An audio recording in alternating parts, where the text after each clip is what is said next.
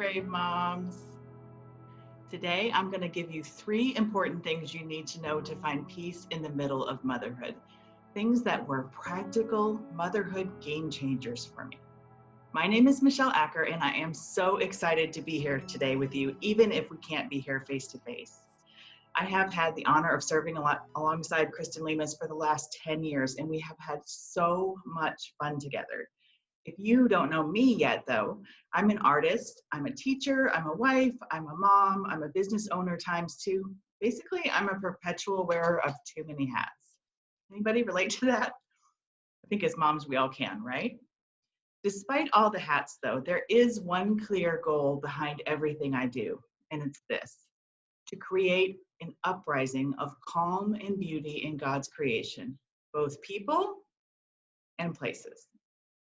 So to that end, I've created something that I call Simple Steps to Thrive.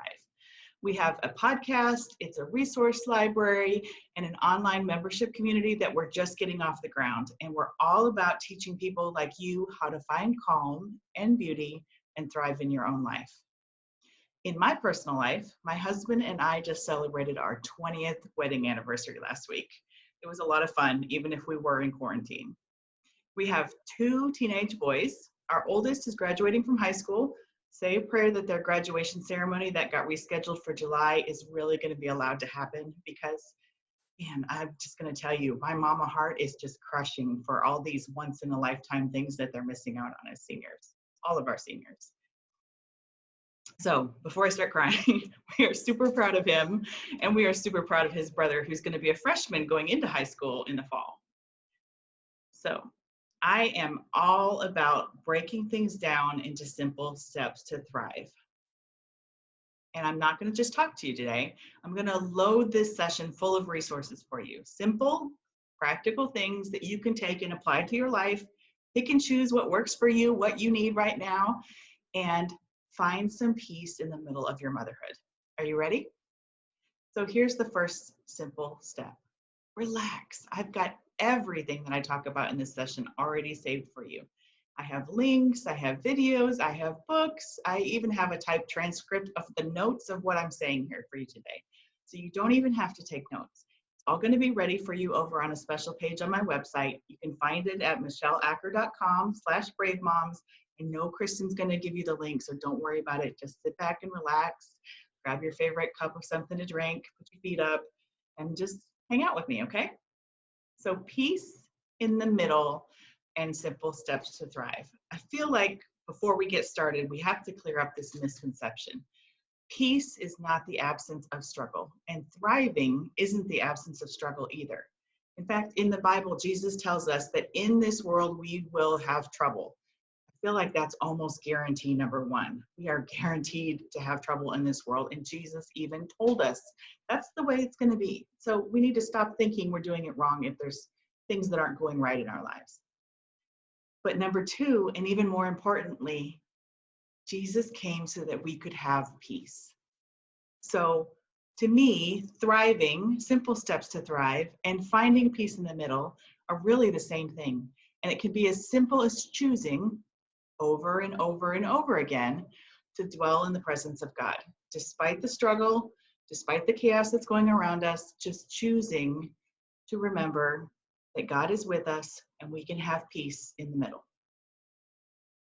One of my mentors often uses the phrase, "you're doing it right." And she uses fitness as a tool to spread the gospel. And you'll hear her say things like, if you moved your body today, then you're doing it right. And that's really at the heart of what I want to talk to you today about as a mom. As a mom, you're doing it right. You are not going to do it perfectly. None of us do. But peace in the middle is all about trusting that you're doing the best you can. Own it when you mess up. Try to do better, and then trust that God will fill in the gaps. The scripture that helps me do that most often, and it brings me the most peace, but ironically, it doesn't even talk about peace at all. But it says this: we know that God, let that sink in. We know that God causes everything to work together for the good of those who love God and are called according to his purpose for them. So even when you mess up, mama, you're doing it right. Keep trying, keep doing better, and trust God to work all the rest together for the good of you and your kids, because he loves you and because he loves your kids. Okay, I promised you 3 important things you need to know to find peace in the middle of motherhood. The practical motherhood, game-changing things. These are 3 blessings that God gave me that changed my motherhood, and I'm going to share them with you. 1, God made me a teacher. Now, maybe he didn't make you a teacher, and I'm guessing with all of us having to homeschool and quarantine and all that, none of us feel like we want to be a teacher. Even I am not enjoying that part of it, and that's okay, because I'm going to give you the single most important teacher tip that you need to know as a mom. Originally, I went to college thinking that I wanted to be a physical therapist. I'm pretty sure that it was a Harrison Ford movie that influenced that decision. And if I told you what movie, it would really be dating myself, so I won't. But that's not why you're here. Anyway, once I realized that PT was way more science and medicine than I was ready for, I had to pick a new major, and I had no clue how to figure out how to do that with my life. But I loved school. I mean, I loved school. And I figured that teaching kids would be a good fit because I'd get to go back to the school that I loved, right? So I got an elementary education degree. And I quickly figured out, once I got my own classroom, that teaching kids who did not love learning and did not want to be there was totally not my jam. And Michelle Pfeiffer in Dangerous Minds, I was not. But that teaching degree was God's plan for me. And I couldn't see it for years to come, but it really was. And here's why. This piece that I'm going to share with you. The part of a teaching degree that's going to help you as a mom are 2 guys. There's a guy called Maslow and there's a guy called Bloom. And here's the easy Cliff Notes version for you. And all of this is going to be on the website, so don't freak out. It's a lot of information, but it's all going to be over there simplified for you. So Maslow was just a guy who studied human needs. He wanted to understand how humans ticked as far as what do we need, to survive, what do we need to grow, what do we need to learn to thrive, all of that. And he made a handy dandy pyramid for us to help us understand it. So starting at the base of this pyramid are the things that we need to survive. We need food, we need water, we need warmth, we need sleep, we need oxygen, all of those basic things that you cannot sustain life with. Think if you went to the moon, what would you have to have there in order for life to survive? That's the base of the pyramid. Okay, the next level up is crucial too, and it's safety and security. We need shelter from the elements and we need to feel safe. Okay, those are super important for us as humans. The next level up, the next most important thing that we need is love and belonging. We need close relationships, we need friendships, we need social interaction. This is why quarantine is so hard right now, guys. It's a basic need that we are not getting to have fulfilled.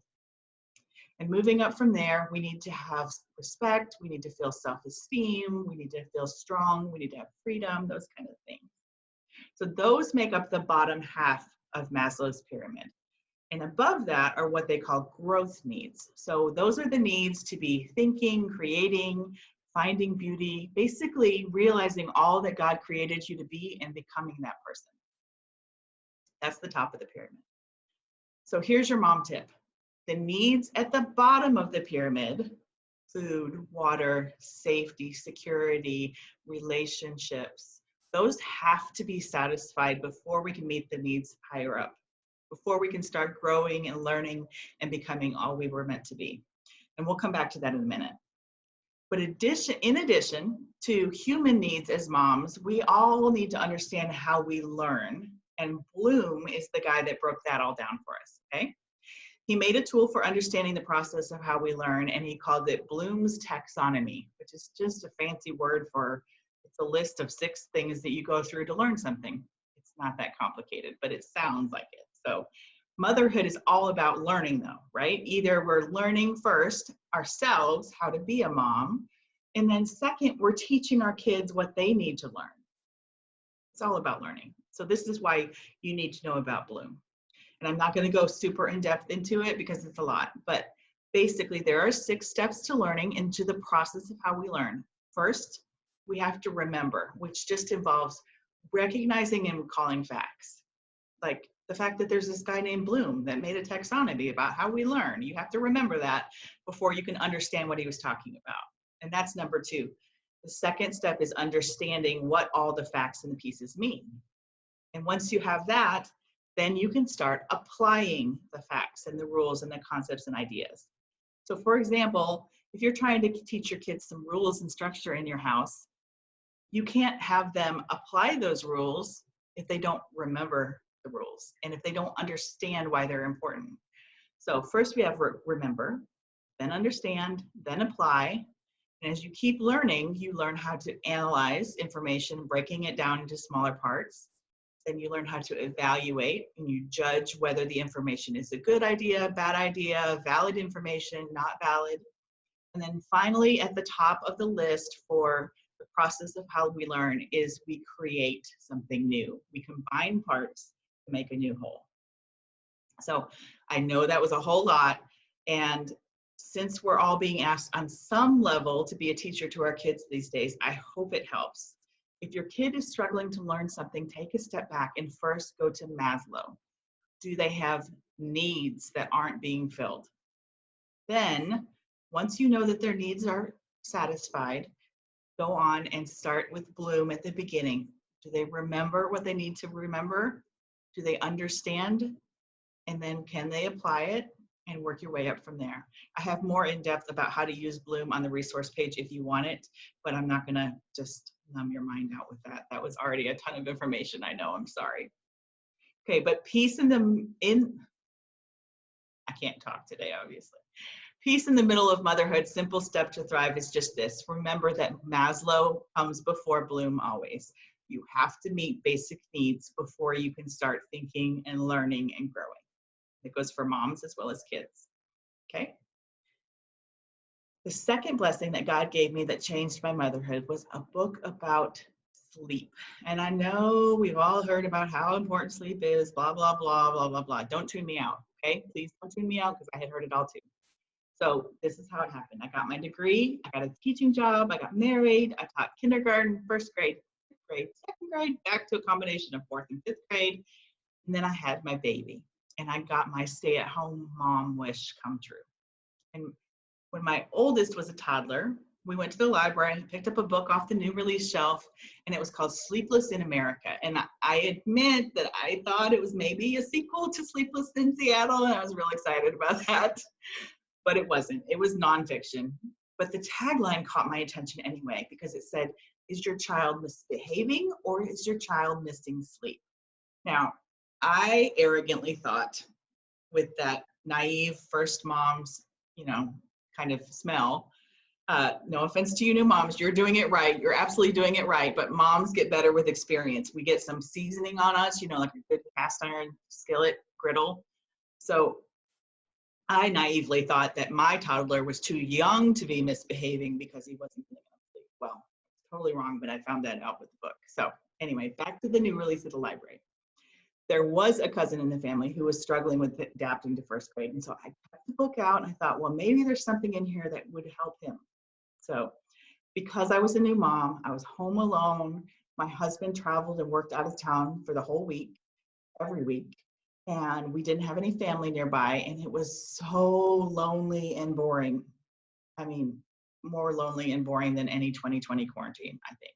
Okay, well, maybe not, because I'm quarantining with teenagers and not toddlers, and you moms of littles right now have my full respect. I mean, full respect. Okay, back to the point, Michelle. I was a new mom, alone all week. This is before smartphones. This is before social media and Netflix. And the gift that God dropped in my lap with this book about sleep was that sleep matters for controlling your emotions, for emotional regulation, for moms as well as children, for all of us. Hello, quarantine. Did you know it's more difficult to control and regulate your emotions if you don't have enough sleep? I didn't know that. And it was a game changer for me. There was this questionnaire in the book about your kid and his sleep habits. And the next chapter had more or less the same questions, but it applied them to the mom. And wham, all of a sudden, all of these things made sense about my emotions and how I was getting upset and how I was feeling overwhelmed and lonely and all of the things, all of a sudden they made sense and they had a solution. I'm not even kidding you. It was a motherhood game changer. And I will tell this book to every new mom, this idea to every new mom that I meet without fail, because it was that big of a deal to me. So that was part of it. For me, it changed everything. The second lesson in that book, though, that changed my motherhood forever was the concept of being overtired. So our kids can become a thing called overtired. And we used to call my kid the Energizer Bunny when he was little. In fact, his nickname was EB. It still is. We still call him EB. He would just keep going and going and going and going, and it just didn't quit. So it turns out that I was missing all the cues when he got tired, and he was pushing right past it into this hyper and manic frenzy where he was, running around and bouncing off the walls. I thought, my gosh, this kid never gets tired. Well, no, Michelle, this kid gets tired and you don't notice when he's tired. So then he pushes past it into this thing called overtired, which looks super hyper and crazy and drives your motherhood crazy. So once I learned how to get him the sleep he needed, it was a game changer for his behavior and my temper. And to this day, teaching my kids how to sleep well and how to take naps and how to recognize when their body is asking for sleep is one of my greatest mom success stories. So I hope that you will take this Peace in the Middle of Motherhood, Simple Step to Thrive #2 seriously. Peace in the middle might be as simple as learning more about sleep. Teach your kids how to sleep. Be ruthless to prioritize your own sleep too. And remember that if you're tired, you can't control your emotions well. And your kid can't control his or her emotions well either. So learn what overtired looks and feels like. I'll have more on the resources page, so don't worry about that. Okay, the third blessing that God gave me that changed my motherhood was parenting with love and logic. The school where I worked practiced something called teaching with love and logic, and it was phenomenal. I saw wonderfully effective results in my classroom. It was so simple and so easy, and it worked, and it was great. And I knew when I became a mom that I wanted to use their parenting with love and logic system, and then it would be a huge blessing. So instead of trying to explain what that is to you, I'm just going to read this quote directly from their website. It says, "Love and Logic offers adults an alternative way to communicate with children. The Love and Logic techniques produce immediate results because the techniques are simple, practical, and easy to learn." See why I love it? So they go on to say, it's a philosophy for raising kids that creates happy, empowered parents.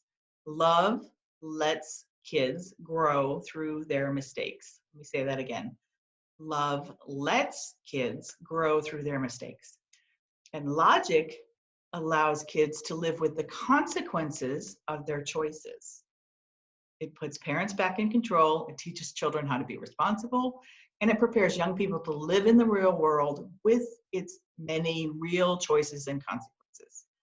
So when I became a parent, the love and logic concept of logical consequences saved my sanity, and their energy drain technique even helped me laugh and crack a smile in the middle of the most trying tantrums. It's actually kind of fun.